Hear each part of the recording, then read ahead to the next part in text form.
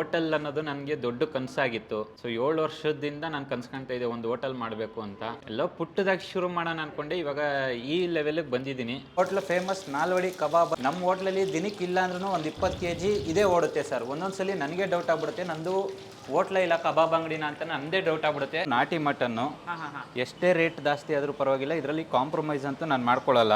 ರಾಜಮನೆತನದಿಂದ ನಮಗೆ ಅಪಾರವಾದ ಕರ್ನಾಟಕ ಜನತೆಗೆ ತುಂಬ ಯೂಸ್ ಆಗಿದೆ. ಅದನ್ನು ನಾವು ಡೈಲಿ ನೆನೆಸ್ಕೋಬೇಕು.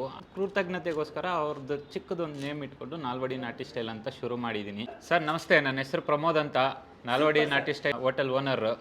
ಕಬಾಬು, ಬಿರಿಯಾನಿ ಇವೆರಡು ನನ್ನ ಹೋಟ್ಲಲ್ಲಿ ಹೈಲೈಟ್ ಆಗಿರುತ್ತೆ ಸರ್. ಟೇಸ್ಟ್ ಮಾತ್ರ ಬಿರಿಯಾನಿ ಅಲ್ಟಿಮೇಟ್ ಆಗಿ ಸಿಗುತ್ತೆ. ಬಿರಿಯಾನಿ 99 ರೂಪೀಸ್ ಸಿಗುತ್ತೆ.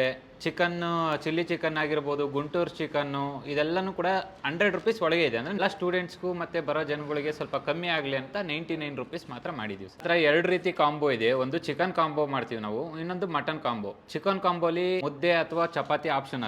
ಬಿರಿಯಾನಿ ರೈಸ್ ಕೊಡ್ತೀನಿ, ಒಂದು ಬೌಲಲ್ಲಿ ವೈಟ್ ರೈಸ್ ಕೊಡ್ತೀನಿ, 2 ಥರ ಕಬಾಬ್ ಕೊಡ್ತೀನಿ, ಚಿಕನ್ ಫ್ರೈ ಕೊಡ್ತೀನಿ 2 ಪೀಸು, ಮತ್ತು ಎಗ್ ಕೊಡ್ತೀನಿ. ತುಂಬ ಫಾಸ್ಟ್ ಮೂವಿಂಗಲ್ಲಿ ಹೋಗುತ್ತೆ. ಕಾಂಬೋಗೆ ಅಂತಲೇ ಎಷ್ಟೊಂದು ಜನ ಹುಡುಕೊಂಡ್ಬರ್ತಾರೆ. ಕಾಂಬೋ, ಎಸ್ಪೆಷಲಿ ಕಾಂಬೋ ಕಬಾಬ್ ಬಿರಿಯಾನಿ 11:30ಗೆ ಸ್ಟಾರ್ಟ್ ಆಯಿತು ಅಂದರೆ ನೈಟ್ 11:30ವರೆಗೂ ಇರ್ತೀವಿ. Kanakapura main road, metro pillar number 212, Raghunahalli ಹತ್ರ ನಂದು ಹೋಟ್ಲು ಬರುತ್ತೆ ಸರ್. ಸ್ವಲ್ಪ 1-2 ಬಿಲ್ಡಿಂಗ್ ಒಳಗೆ ಬಂದ್ರೂ ಕೂಡ ರೆಸ್ಪಾನ್ಸ್ ತುಂಬ ಚೆನ್ನಾಗಿದೆ. ಜನಗಳು ತುಂಬ ಲೈಕ್ ಮಾಡ್ತಾರೆ. Thank you sir.